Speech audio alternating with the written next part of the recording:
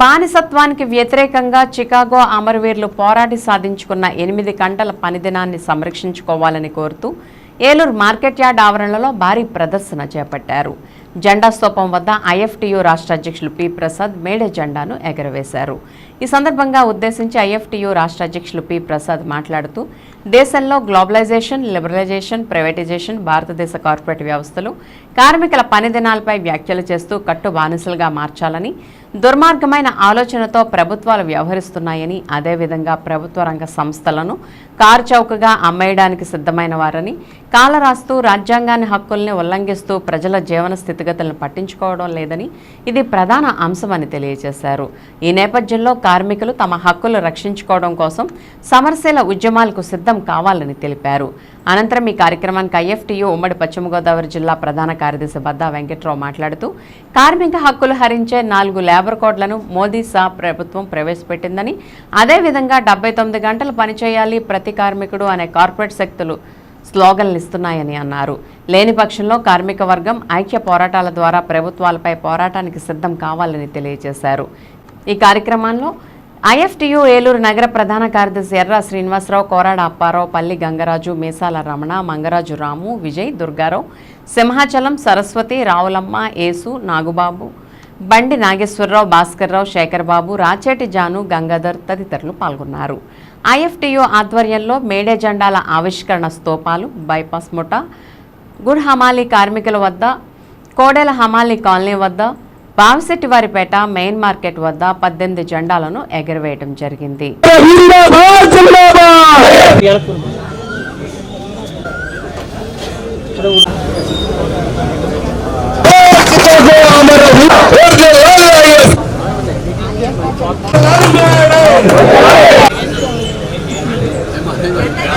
పని గంటలు, పని భారాల్ని పెంచడానికి, కార్మిక వర్గ హక్కుల్ని కాలరాయడానికి, ఉన్న చట్టాలని రద్దు చేయడానికి కార్పొరేట్ వర్గాలు ప్రయత్నం చేస్తున్న దశలో వాళ్ళకి అనుకూలంగా 4 లేబర్ కోడ్లు తీసుకొచ్చి కార్మిక వర్గం మీద అమలు చేయడానికి ప్రయత్నం చేస్తున్న కాలంలో, పైగా భారతదేశంలో ప్రజాతంత్ర పౌర హక్కులన్నీ కాలరాచి వేస్తున్న కాలంలో, కగారి పేరిట అడవుల్ని కార్పొరేట్లకు కట్టబెట్టాలనే ప్రయత్నం చేస్తున్న కాలంలో, రైతాంగాన్ని, శ్రామిక వర్గాన్ని, విద్యార్థులు, మేధావులు, దళితులు, అట్టడుగు మైనార్టీ వర్గాలన్నిటి మీద కూడా దాడులు సాగిస్తున్న కాలంలో మేడేకి చాలా ప్రత్యేకత ఉంది.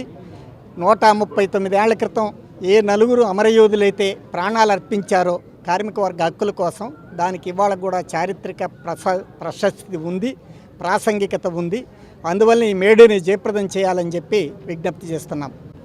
భారతదేశంలో మోడీ షా సర్కార్ ప్రజలపై, ప్రజాస్వామిక వాదులపై, కవులపై, కళాకారులపై, ప్రజల హక్కుల పరిరక్షణ కోసం, కార్మిక హక్కుల రక్షణ కోసం పనిచేస్తున్నటువంటి విప్లవకారులను అతి దారుణంగా, అమానుషంగా కాల్చి చంపేటటువంటి ఒక దుర్మార్గమైనటువంటి పరిస్థితిలో 139వ మేడేని భారత కార్మిక సంఘాల సమాఖ్య ఐఎఫ్టియు చాలా ఘనంగా నిర్వహించుకుంటుంది.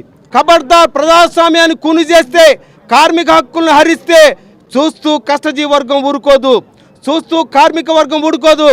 తిరగబడతారు, తిరుగుబాటు చేస్తారు, ఆ యొక్క హక్కులను రక్షించుకుంటున్నటువంటి నినాదంతో ఈరోజు 139 మేడేని జరుపుకుంటున్నాం.